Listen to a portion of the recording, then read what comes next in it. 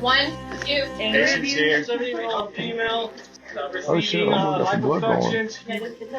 Oh, he's wearing it too. You're in the bay. Once you get over to the bed, we'll give you the story. Everything's going to happen super fast. Welcome to the emergency room. I lost the phone. Let's start with 300 please. I'll keep your card again. Pulse check. No pulse. no more pulse. yeah. Here, what do the echo people get? And her blood pressure is off the dropping. 45 minutes of CPR and no return of circulation. Okay. You know, imagine you're backed into a corner in a patient's living room. The patient's husband is standing like exactly 12 inches from your face. Oh, yeah. Terrifying. Right. He hasn't touched you. He hasn't raised his voice at all. But every single alarm bell in your autonomic nervous system is just screaming. Your heart rate is spiking, your palms are sweating, and you feel that overwhelming urge to either run or fight back. It's the classic fight or flight response. Exactly. And in that exact fraction of a second, the words you choose next will either instantly de-escalate a crisis or, well, they'll trigger a violent psychiatric emergency. It is a terrifying reality, and honestly, it happens every single day in clinics, hospitals, community home visits. The stakes in those moments just couldn't possibly be higher. And that's the bizarre thing about healthcare, right? I mean, we think of medicine as this highly precise binary science. You break your arm, the x-ray shows the jagged white line, the doctor points to it, and boom, you have a diagnosis. Right. It's very objective. But the moment you step into the world of neurodevelopment, trauma, and, psychiatric nursing, that x-ray machine is essentially useless. We are navigating this diagnostic landscape that relies almost entirely on conversations, micro-behaviors, and really the heavy silence of what isn't being said. Which is exactly why we are here. For you, the listener, whether you are stepping onto a psych unit for the very first time, or maybe prepping for rigorous clinical boards like the NCLEX, or just intensely curious about the hidden mechanics of human psychology. Yeah. You have to realize that your primary diagnostic tool isn't a machine at all. It is your own communication.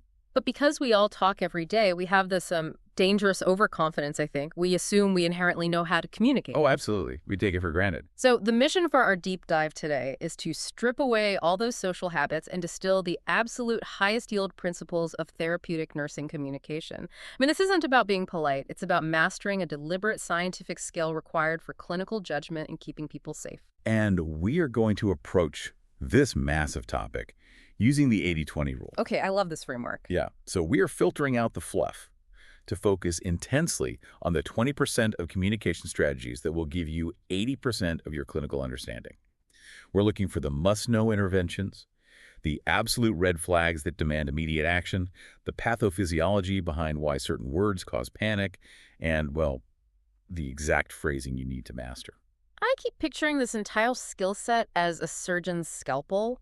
Like when a surgeon uses a scalpel, they have to understand the underlying anatomy, right? They know exactly which layers of tissue they're cutting through. Precisely. They don't just hack away. Right.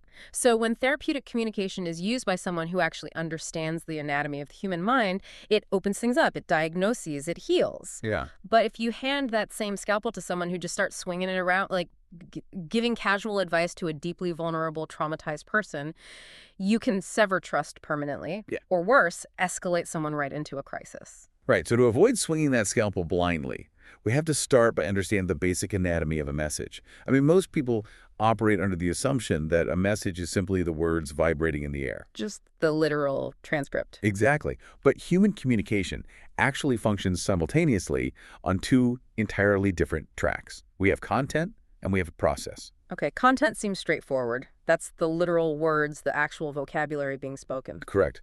But the process is the invisible architecture supporting those words. Process denotes all the nonverbal behaviors. Like body language. Body language, vocal pitch, the hesitations, the physical distance between you and the speaker, and even the environmental context. The process is what gives the content its actual meaning. So if a patient looks at me, smiles warmly, has totally relaxed shoulders, and says, "I am feeling so much better today," the sources call that a congruent message. The transcript and the invisible architecture are in perfect harmony. And we love congruency. It makes assessment incredibly easy. I bet. But in a clinical setting, particularly with high acuity psychiatric conditions, you're constantly going to encounter incongruent messages. This is the phenomenon where the content and the process are in direct conflict. Which brings us to a massive clinical red flag. Picture a patient pacing in the ER. You ask how they're doing and they stop, look you dead in the eye and say, "I'm totally fine. I am calm and ready to go home." But their fists are clenched so tightly their knuckles are turning white, their jaw is locked, their posture is totally rigid, and they are literally snarling the words, "I am calm," through their teeth. The clinical dilemma here, and a scenario that is tested relentlessly on board exams, is deciding which message to trust.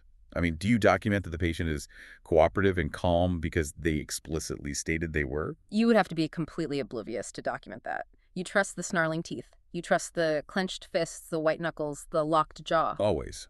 The golden rule for patient safety and clinical judgment is this. Nonverbal process always represents a more accurate reflection of reality than verbal content. Always. People can manipulate their words with relative ease. A patient might say whatever they think will get them discharged, or whatever will prevent them from being placed on, say, an involuntary psychiatric hold. But it is incredibly difficult to unconsciously manipulate the autonomic nervous system. Because that's what's driving the process, right? The biology of it. Exactly. When a person is agitated, their sympathetic nervous system floods their body with adrenaline and cortisol. The amygdala, which is the brain's threat detection center, just takes over. Wow. That clenched fist and locked jaw are evolutionary preparations for a physical altercation. The higher reasoning centers in the prefrontal cortex might be trying to formulate the words, "I am fine," but the primitive brain is overriding the body. If content and process disagree, you must always believe the biology. So as a clinician, you cannot just be a stenographer writing down quotes. You have to be an investigator of the entire physical environment. Right. And that brings up something I've always found fascinating, especially living in a crowded city. This invisible bubble of space we all carry around with us. Proxemics. Yeah. Like if I'm on a completely empty subway car and a stranger gets on and chooses the seat immediately next to me, my heart rate instantly spikes. I feel threatened, even if they haven't said a single word. You are experiencing a violation of Proxemics, which is the study of distance zones between people during communication. The anthropologist Edward Hall identified 4 main zones, and understanding the neurobiology of these zones is critical for milieu management. Wait, real quick, milieu management. Oh, right. That just means the management of the physical and social environment on a psychiatric unit to ensure safety and therapeutic benefit. Got it. Let me see if I can guess these zones based on that subway feeling. There has to be a zone that is strictly reserved for people I completely trust, like a spouse or a child. That is the intimate zone. It extends from actual physical contact out to about 18 inches. 18 inches, so just a foot and a half, that's nothing. It is extremely close. It's reserved for whispering secrets, embracing or comforting a crying child. And here is the physiological mechanism you need to understand. When a stranger, or anyone uninvited, breaches that 18-inch barrier, the brain perceives it as an immediate existential threat. The amygdala fires, the fight or flight response activates, and the person experiences massive anxiety. Okay, moving out from there, I imagine there's a zone for casual friends, maybe people you're having dinner with. That's the personal zone, from 18 to 36 inches. It's comfortable for family and close friends. Beyond that is the social zone, 4 to 12 feet, which is standard for most work environments, business transactions, or talking to an acquaintance at a party. And then the public zone. Right, 12 to 25 feet, which you use when speaking to a large audience. So if we apply this to a therapeutic setting, where should the clinician actually be standing? The optimal distance for therapeutic communication is usually between 3 to 6 feet. You are close enough to demonstrate active engagement and empathy, but far enough away that you are safely outside the patient's personal and intimate zones, preventing that threat response from activating. But theory is one thing and reality is another. This takes us right back to that terrifying scenario we opened with. The home visit. Yeah. You're a community health nurse, you're doing a home visit for a bedbound patient. You enter the house and the patient's husband says he needs to speak with you. He guides you down a narrow hallway, but he keeps walking toward you. He backs you up until you hit the wall and he stops, standing just 12 inches from your face. He has invaded your intimate zone. And because you are in a vulnerable environment, his home, your own fight or flight response is screaming. Absolutely. But you do not perceive An overt, immediate threat of lethal violence, right? Yeah. There are no weapons, no verbal threats. You are in a high-tension gray area. My instinct, just as a regular person, is to push him back or yell, "Get out of my face." But obviously, as a professional trying to maintain a therapeutic relationship, yelling at a man in his own hallway is probably going to destroy any rapport I need to help his wife. So how do you maintain safety without humiliating him or starting a fight? This is a classic test of priority actions and least restrictive interventions on exams. You have to escalate your boundary setting using a very specific, deliberate sequence. The goal is to establish safety while preserving the client's dignity. The text gives us a strict three-step escalation. Step 1 is offer collaboration. Collaboration. So instead of confronting the space issue directly, I change the dynamic. Yes, you smoothly redirect the physical environment. You might gesture toward the living room and say, "Let's sit on the sofa so we can discuss her care plan." You are offering a partnered activity that naturally requires physical distance. Okay, but what if he refuses? What if he just crosses his arms and steps even closer? Now he's at 10 inches. Now we move to step 2, which requires setting aside your own ego. You neutrally take the blame for the discomfort to avoid shaming him. Wait, I take the blame, like it's not you, it's me. That feels really counterintuitive when he's the one acting aggressively. It feels counterintuitive, yeah, but it is psychologically brilliant. Shame is one of the most potent triggers for violence. If you say, "You're being aggressive, step back," he will likely become defensive and escalate. Because he feels attacked. Exactly. But if you say, "I feel very uncomfortable when anyone is standing this close to me, please step back a few feet," you are stating a personal boundary. You own the discomfort. You are not accusing him of malice. You're simply stating what you require to function. Okay, that makes total sense. You remove the accusation, but enforce the boundary. But if he ignores that and stays right in my face... Then you have exhausted the least restrictive options, and your safety is fundamentally compromised. You move to step 3. Set strict, non-negotiable limits with explicit consequences. Which sounds like what? You say, "We can continue this conversation from 3 feet apart. If you cannot give me that space, I will end this visit and leave." And you must be prepared to follow through. You cannot provide therapeutic care when your own sympathetic nervous system is highly activated by a breach of your intimate zone. You know, it's impossible to talk about physical space without acknowledging how profoundly the COVID-19 pandemic altered our baseline neurobiology regarding proxemics. Oh, it caused a permanent paradigm shift. For years, social distancing and maintaining a 6-foot barrier wasn't just a preference, it was a heavily reinforced survival mechanism. Right. And even though acute pandemic protocols might recede, the psychological scarring and hypervigilance, they just remain. If someone coughs within 10 feet of me, my brain still registers it as a threat. And think about masks. Yes, the masks. If 2/3 of communication is nonverbal and you cover the bottom half of a patient's face and your own face, you lose an incredible amount of diagnostic data. You lose the ability to read microexpressions. You can't see the tightening of the lips, the subtle frown, the jaw clenching we talked about earlier. Clinicians now have to be remarkably hypervigilant.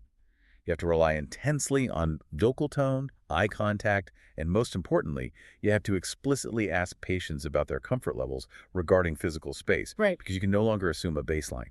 Wow. And if stepping into someone's intimate zone can trigger that much anxiety, then actual physical contact must be the ultimate boundary test. We need to talk about the power and the extreme danger of touch. Touch is complex. The researcher Mark Knapp identified 5 distinct categories of touch. It ranges from functional professional touch to social polite interactions like a handshake, up through friendship warmth, love intimacy, and sexual arousal. Can we pause on functional professional? Give me an example of that in a nursing context. The sources mentioned assessing skin turgor. For anyone listening not in nursing school, what is that? Oh, sure. Skin turgor is a quick assessment for dehydration. The nurse gently pinches a fold of skin, usually on the back of the hand or the collarbone, and watches how quickly it snaps back into place. If it stays tented, the patient is likely dehydrated. It's a purely clinical, functional touch. Okay, so in general medical nursing, touch is a constant. And beyond functional touch, holding a sobbing patient's hand while they receive a terminal diagnosis can be one of the most profoundly therapeutic moments in healthcare. It communicates deep empathy. Absolutely. But the text throws up a massive, flashing red flag for psychiatric settings. It explicitly warns that touching a psychiatric patient is highly volatile and potentially dangerous. Why is the rule so vastly different? It comes down to pathophysiology and trauma neurobiology. Psychiatric populations have a disproportionately high prevalence of severe trauma, physical abuse, and sexual abuse. When a person survives chronic abuse, their nervous system is fundamentally rewired. So they're always on edge. Exactly. Their amygdala becomes hyperactive, constantly scanning the environment for threats. So a touch that you intend as comforting might be processed by their brain as the prelude to an assault. Precisely. And because of the trauma, they may experience a freeze response. They might be entirely unable to verbalize that your hand on their shoulder is sending them into a panic. They might dissociate entirely, disconnecting from reality to protect themselves from the perceived threat of your touch. And what about patients suffering from acute psychosis or paranoia? Like if a patient genuinely believes the FBI has implanted a chip in their arm or that the hospital staff are assassins. If you approach a paranoid patient from behind and gently pat their back to comfort them, their altered reality does not interpret that as comfort. Their brain registers an ambush, and out of sheer terrified self-defense, they may strike out violently. The nurse gets assaulted, the patient gets restrained and sedated, and massive psychological harm is done, all because of a well-intentioned pat on the back. Which means the priority action, the absolute golden rule for exam logic and milieu safety on a psych unit is hands off. Hands off. Unless you are performing essential, life-saving, or mandatory nursing care, staff must role model healthy physical boundaries by completely refraining from invading personal space. No casual hugs, no shoulder pats, no lingering hand-holding. But you still have to do your job. You have to take blood pressure, you have to draw blood, you have to do physical assessments. When you absolutely must breach that intimate zone, how do you do it without triggering an emergency? You must verbally prepare the patient before you make a single physical movement, and you must obtain explicit permission. And here is a vital piece of exam logic for the NCLEX. Okay, let's hear it. This scenario is one of the very rare instances in therapeutic communication where a direct, closed-ended yes or no question is not just acceptable, it is strictly required. Wait, really? Because usually we're taught to ask open-ended questions. I wouldn't say, how do you feel about me checking your blood pressure? No, because how do you feel about this is abstract and requires cognitive processing. An anxious or paranoid brain cannot process abstract concepts efficiently. You need absolute clarity. You stand back, you show them the equipment, and you say, in order to check your blood pressure, I need to wrap this cuff around your arm and touch your arm with my stethoscope. Is this acceptable to you? So you explicitly outline the action, the rationale, and you demand a clear yes or no. Exactly. You do not move into their intimate space until they give you verbal consent. If we can't touch them, and we have to maintain this physical distance, our primary tool for connection becomes our voice, but more importantly, our ears. Which brings us to a massive stumbling block. I mean, there is a galaxy of difference between just hearing words and actively listening to the process. Hildegard Peplau, who is widely considered the mother of psychiatric nursing, structured her entire interpersonal relations model around this. She taught that profound, objective observation is the very first non-negotiable step in any therapeutic interaction. But observation requires silence. And when you are a student or even just a human being in an awkward situation, silence is agonizing. It feels like failure. It really does. This creates what I call the next question trap. You think active listening means that the exact millisecond the patient finishes their sentence, you must deliver a brilliant, perfectly formulated follow-up question. Which means while the patient is speaking, you aren't actually listening to a word they are saying. Right. You're having a frantic internal monologue. You are planning your performance. You're thinking, okay, if he says this, I'll say that. Make sure you sound empathetic, nod your head. The clinical consequence of that internal performance is superficiality. When you are just waiting for your cue to speak, you miss the covert cues. You miss the clenched jaw, the slight hesitation, the tear welling up. The conversation stays entirely on the surface.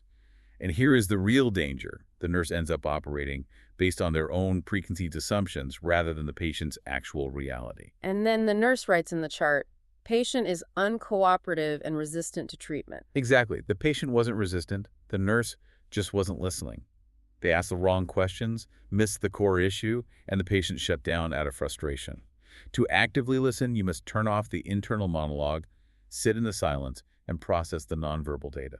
And when we do finally speak, we have to recognize the cognitive state of the person we are talking to. The text draws a hard line between abstract and concrete messaging, especially concerning anxiety. This ties directly back to neurobiology. When a patient is experiencing acute distress, say a severe panic attack, acute alcohol withdrawal, or overwhelming grief, their cognitive processing skills are severely compromised. How so? High levels of anxiety literally restrict blood flow and electrical activity in the prefrontal cortex, which is responsible for executive function, logic, and nuance.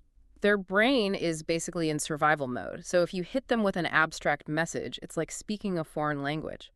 The sources give a great example of a terrible abstract question. A patient is newly admitted to the psych unit, highly anxious, and the nurse asks, "How did you get here?" That question is a cognitive nightmare for an anxious brain because it requires interpretation. How did you get here? Could mean, did you take a taxi or an ambulance? It could mean, what life choices or traumas led to this psychiatric admission? Or if the patient is experiencing delirium or acute psychosis, they might look around in terror and say, I have no idea where I am or how I got into this room. You are forcing a compromised brain to solve a riddle, so what is the priority action? How do we fix the phrasing? You must use explicit, concrete nouns. You eliminate pronouns and idioms. Instead of the abstract, how did you get here? You ask, what specific health symptoms caused you to come to the emergency room today? It is clear, it is direct, and it requires zero interpretation. Okay, we know we need to respect physical boundaries. We know we need to stay concrete, and we know we need to actually listen instead of drafting our next script. So let's explore the actual tools in the toolbox.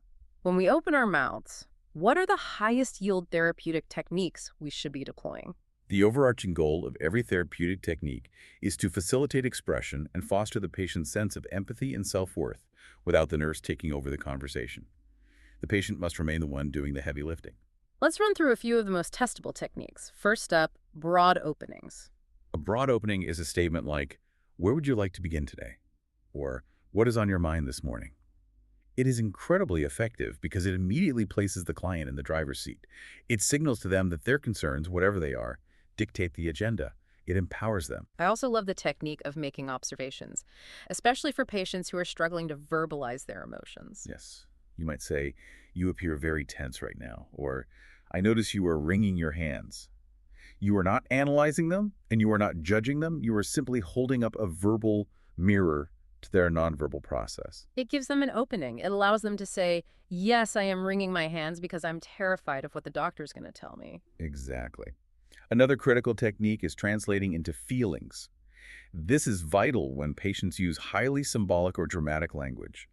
The text highlights a scenario where a client states, I am dead. Well, unless they are a zombie, they are clearly not dead.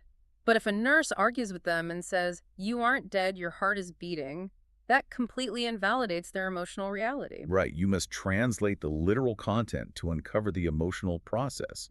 You would respond, are you suggesting that you feel lifeless or completely empty inside? You are attempting to decode the emotional truth beneath the dramatic presentation. This brings us to a linguistic nuance that I think is absolutely fascinating. We mix these words up constantly in everyday life, but in therapy, there is a massive chasm between the words think and feel. People constantly say things like, I feel like my boss doesn't respect me, or I feel like this medication isn't working. But neither of those are feelings. They are cognitive assessments. They are thoughts. In clinical practice, you must meticulously separate cognition from emotion to perform an accurate mental status assessment. Let's use a high-stakes medical scenario. A patient has just been told they have a chronic illness. If I ask, how do you feel about this diagnosis? They might reply, I feel like my life is going to change completely. Which tells you nothing about their emotional state. They have given you a logical thought process. To assess their reality testing and logic, you ask, what do you think about this diagnosis? To assess their emotional safety and effect, you ask, how do you feel right now? They might say, I feel terrified, or I feel relieved to finally know what's wrong. You have to be incredibly precise with your verbs. When I try to picture all these techniques working together, the analogy that keeps coming to mind is that of a tour guide. But you aren't a normal tour guide pointing at the monuments. You are acting as a tour guide inside the patient's own mind. You don't walk in and say, look over there, that's a massive mountain of unresolved childhood trauma. No, definitely not. If you do that, they will likely deny it and shut down. Instead, you're asking them to describe the scenery. You say, when you look back at that memory, tell me what you see. You guide the path of the conversation, but the patient must describe the reality. I think that captures the essence of non-directive therapy perfectly. You are providing the flashlight, but they have to open their eyes and look at the room. But here's the brutal truth for anyone learning this. To be a good guide, you have to systematically unlearn decades of deeply ingrained social habits. The very things that make you a polite, comforting, well-liked person at a dinner party will make you a terrible, untherapeutic, and potentially dangerous nurse.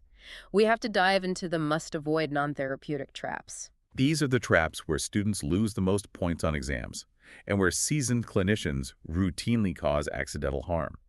Because these non-therapeutic techniques disguise themselves as common courtesy and human kindness.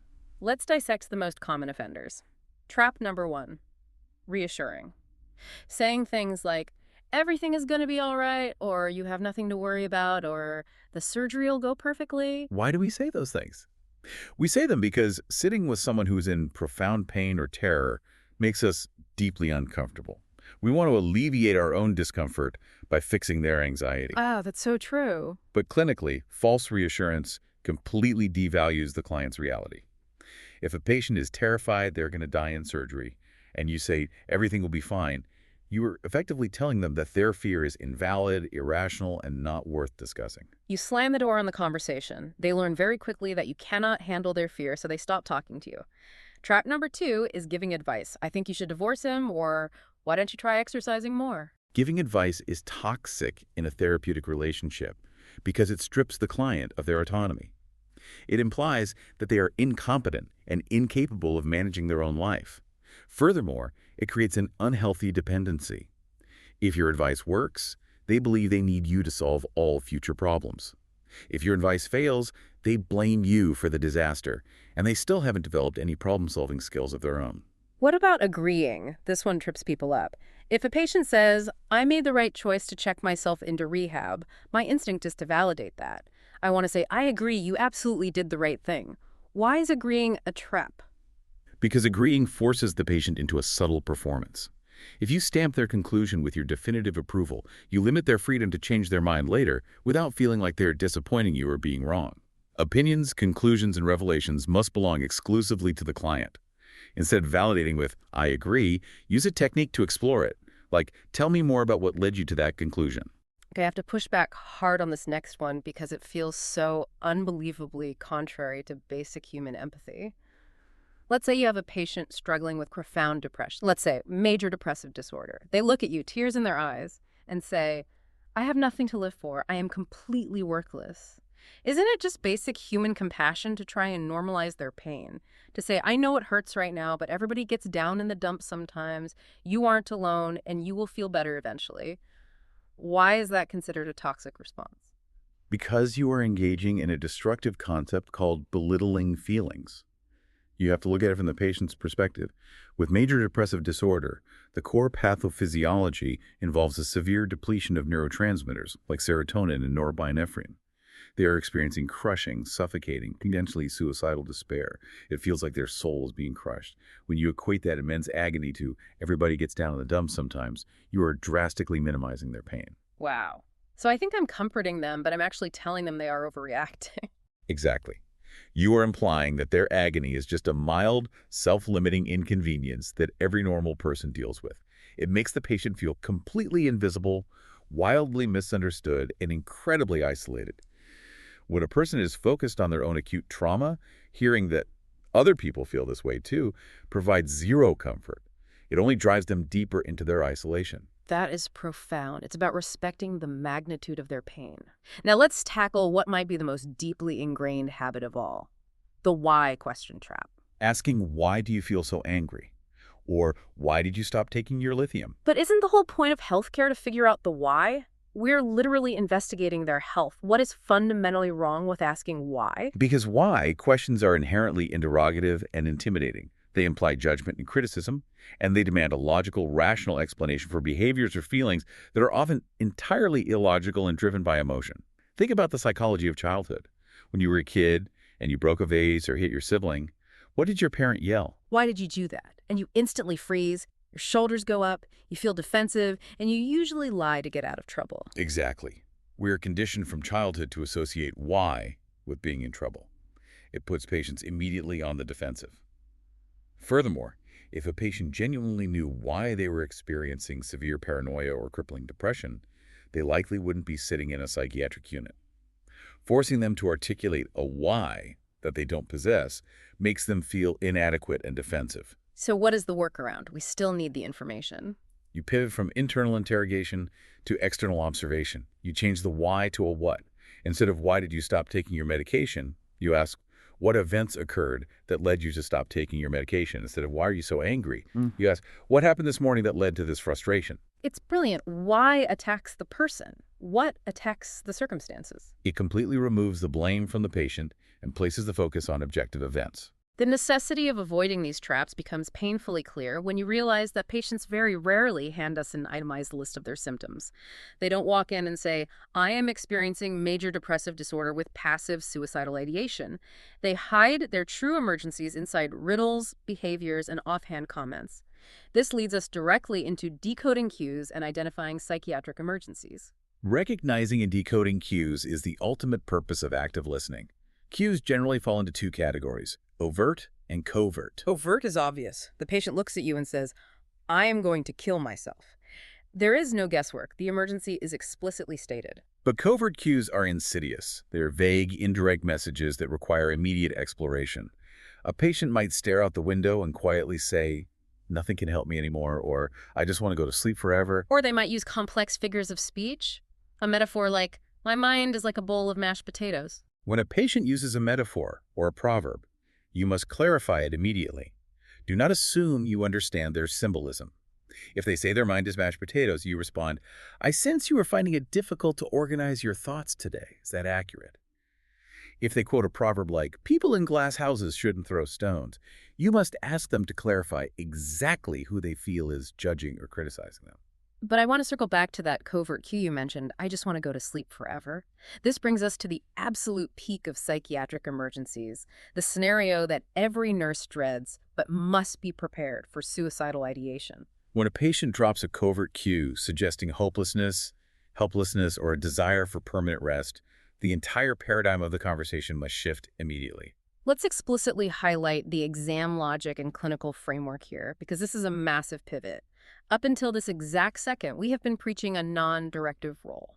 Use broad openings, let the client lead, don't ask direct questions, let them explore their feelings. But when there is a crisis, an acute risk of suicide, a homicidal threat, or acute command hallucination psychosis, the rules are suspended. The nurse must assume a highly directive role. Your absolute priority is safety. You abandon the broad, open-ended exploration. So if a patient says, I'd be better off dead, what is the very first priority nursing intervention? You look them directly in the eye and you ask a concrete, closed-ended yes or no question. You ask, are you planning to kill yourself? Or are you having thoughts of suicide? You don't try to soften the blow. You don't say, are you thinking about hurting yourself? Absolutely not. Hurting yourself is dangerously vague. They might interpret that as superficial self-harm, like cutting, when in reality they have a lethal plan to overdose on medication. You must use explicit, unmistakable language. And the psychology behind this is fascinating. Research shows that the vast majority of suicidal patients are highly ambivalent about dying. Ambivalent, meaning they're torn between wanting to die and wanting to live. Yes. They are in unimaginable psychic pain, and they want the pain to stop, but they're often terrified of actually ending their lives. When a clinician is brave enough to sit with them, look them in the eye, and ask the direct question in a calm, non-judgmental tone, it often breaks the isolation.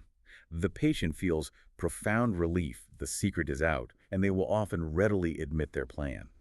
But you have to be willing to ask the terrifying direct question. And this ties into ethical and legal concepts too, right? Like, if they say yes, what happens with patient rights, like voluntary versus involuntary admission? Exactly.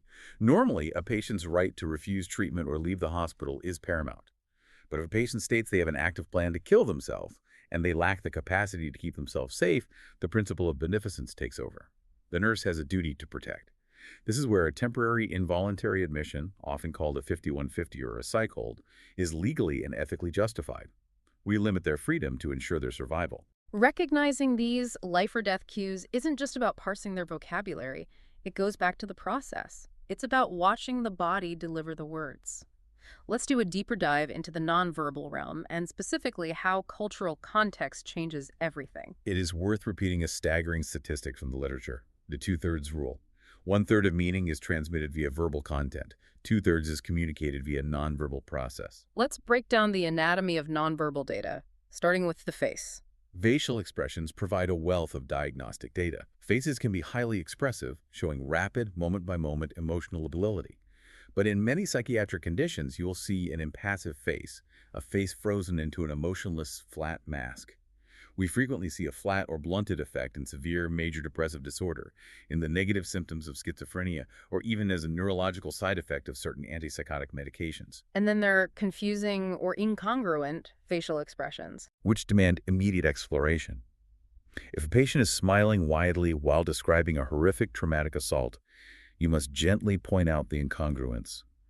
You are smiling, but you are describing a deeply terrifying event. Help me understand what you're experiencing right now. We also have to analyze posture. Closed posture, crossed arms, crossed legs, hunched shoulders typically indicates defensiveness, feeling threatened, or severe withdrawal. Which is why the clinician must consciously manipulate their own body language to convey safety. You must maintain an open posture, face the client squarely. Keep your feet flat on the floor. Keep your arms uncrossed and relaxed at your sides. This physical openness is the nonverbal manifestation of unconditional positive regard. It subconsciously signals to the patient's hypervigilant amygdala that you are a safe harbor, that you are entirely receptive to whatever they need to share. And we can't forget the music of the voice, the vocal cues. We aren't just listening to the words, we are listening to the pitch, the volume, the cadence. A high-pitched, pressured, rapid-fire delivery is a hallmark of severe anxiety or the manic phase of bipolar disorder. We specifically listen for a phenomenon called circumstantiality. This is when a patient gives you incredibly tedious, rapid, endlessly detailed descriptions of irrelevant facts, meandering around the topic before finally, if ever, getting to the point. It is a massive indicator of high anxiety, cognitive confusion, or disorganized thinking. Conversely, if their speech is slow, highly hesitant, with long, painful pauses between words, that is a strong indicator of profound psychomotor retardation seen in severe depression. Or it could indicate cognitive impairment where the brain is physically struggling to retrieve vocabulary. But, and this is a monumental caveat for any clinician, every single piece of nonverbal data we just discussed must be filtered through the lens of cultural and spiritual nuance, because nonverbal communication is not a universal language. What indicates pathology in one culture might indicate profound respect in another. Eye contact is the ultimate example of this. In mainstream Western culture, making direct, sustained eye contact implies honesty, confidence, and active engagement. If a patient refuses to look me in the eye, I am socially conditioned to assume they are either lying, hiding something, or deeply depressed. But in many other cultures around the world, including various Asian, Native American, or Middle Eastern traditions, prolonged, direct eye contact with an authority figure, an elder, or a healthcare provider is considered highly inappropriate, deeply disrespectful, or even a direct challenge and sign of aggression. If a nurse lacks basic cultural competence, they might wrongly chart that a patient is avoidant, suspicious, or depressed, when the patient is actually demonstrating profound cultural respect for the nurse's authority. That perfectly illustrates why cultural assessment is a non-negotiable part of the nursing process. The sources specifically contrast individualistic cultures with collectivistic cultures. Mainstream American culture is highly individualistic. We value self-reliance, personal autonomy, and individual achievement. Our medical model is built on this. We expect the individual patient to make their own choices. But many cultures are collectivistic. They value the harmony of the group, the family unit, and community security over individual desires. So a patient from a collectivistic culture might seem incredibly guarded or hesitant to answer your questions. Because to them, you are an outsider. It might be entirely culturally inappropriate for them to make a medical decision without consulting the family patriarch, matriarch, or community elder. You have to recognize this dynamic and adapt your care plan to include the family unit, rather than labeling the patient as non-compliant. And if there is a language barrier layered on top of the cultural differences, the texts are very explicit about the absolute necessity of using qualified professional medical interpreters. This is a major safety issue and a frequent exam topic. You never use a patient's 10-year-old child to translate. You never use the hospital housekeeper who happens to speak the language. You must use a qualified professional translator. They are trained to understand complex medical terminology and, crucially, to translate the exact literal intent of the message without injecting their own cultural biases or trying to soften bad news to protect the patient. All right, if we synthesize all of this, Understanding the cultural context, decoding the nonverbals, avoiding the traps, and using the right techniques, it all builds toward a singular goal. And that goal is empowering the patient to engage in their own problem solving. We established earlier that giving advice destroys autonomy. If a nurse tells a patient how to fix their broken life, the patient learns nothing about resilience. Effective therapeutic problem solving requires collaboration. So let's walk through a scenario. A patient is distressed and says, "My husband comes home from work and immediately starts yelling at the kids, and I just don't know how to fix it." The terrible advice-giving nurse says, "You need to tell him to go to anger management counseling." Which shuts down the patient's autonomy. The therapeutic nurse explores the issue first. What strategies have you tried so far when he starts yelling? After exploring, the nurse suggests a collaborative approach. Perhaps you and your husband could sit down when the kids are asleep to discuss this issue and decide on a communication style that works for both of you. You are not solving the problem.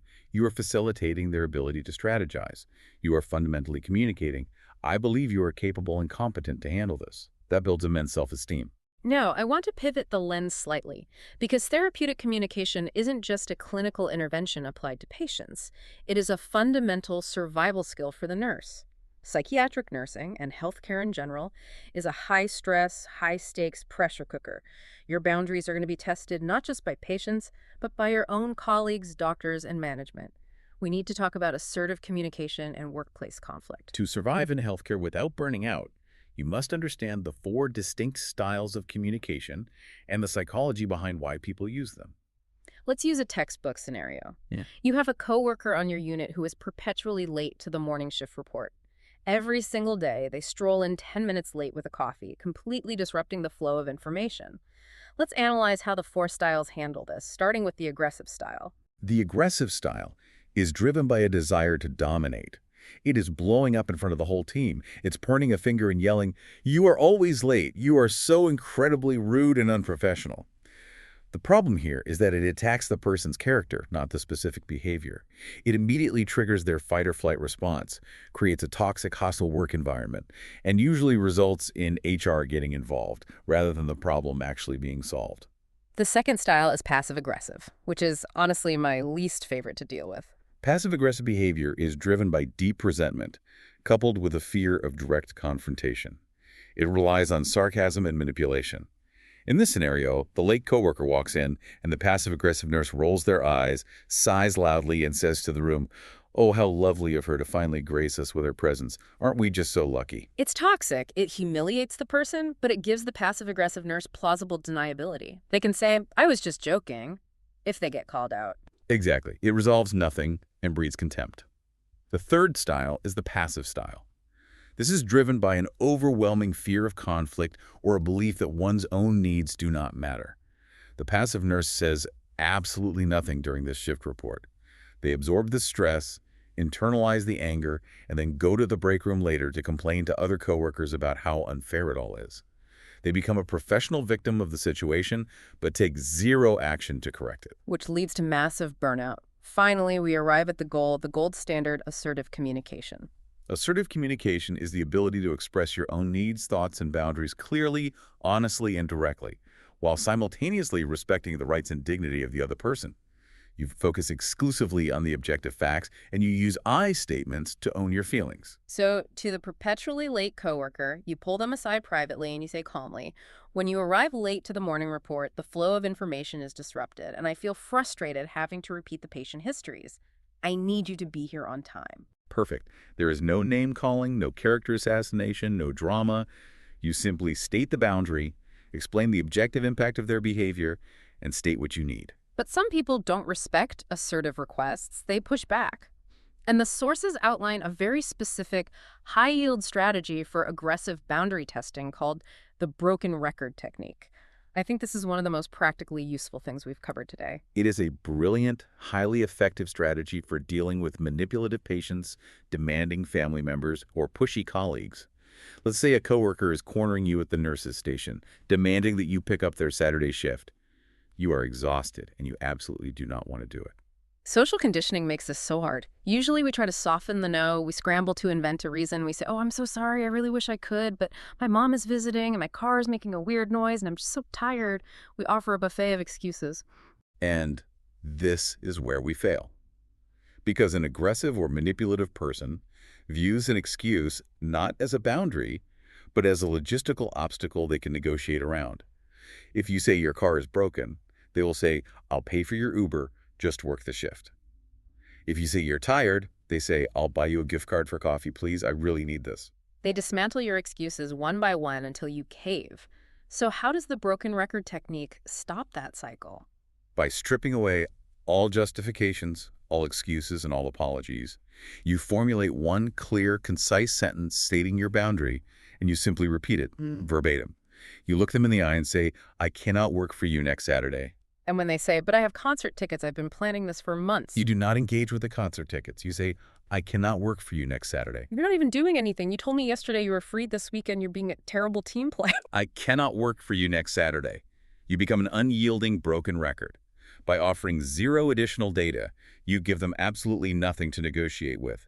They cannot dismantle an excuse if you do not provide one. It completely neutralizes emotional manipulation, and eventually they will walk away in search of an easier target. That is incredibly empowering. Just claiming the right to say no without having to prove your no in a court of law. Okay, we have covered an immense landscape of psychology, neurobiology, and clinical practice today.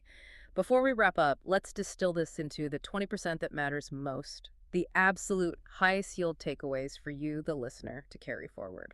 The foundational rule: always trust the nonverbal process over the verbal content. If the clenched jaw and the locked posture disagree with the polite words, the body is telling the truth. The biology does not lie. Second, strip away your social habits.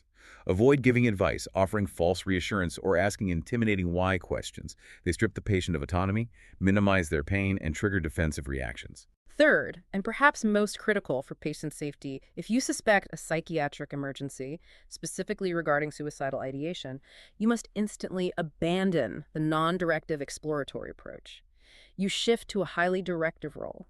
You ask the direct, concrete, yes or no question, are you planning to kill yourself? Do not soften it.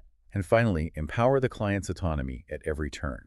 Your job is not to fix their life for them. Your job is to guide them safely and empathetically to fix it themselves. So to you, the listener, whether you are gearing up to take the NCLEX, walking into a tense community home visit, or logging on for a telehealth screening, remember that your words are your most sophisticated tools. Therapeutic communication isn't just charting or being a nice nurse. It is your first line of defense, your primary diagnostic instrument, and your most potent clinical intervention. It is the absolute bedrock of psychiatric nursing and safe, effective clinical practice. Master the communication, and you master the milieu. But I want to leave you with one final thought to mull over, building on everything we've unpacked today. We spend so much of our time in nursing school, in our careers, in our personal lives, obsessing over finding the exact right words. We want the perfect script to fix the situation, to make the pain go away. But considering the immense, undeniable power of the nonverbal process and the profound therapeutic technique of active silence, ask yourself, what if your quiet, unshakable, profoundly non-judgmental presence actually communicates far more healing than your most perfectly crafted question ever could?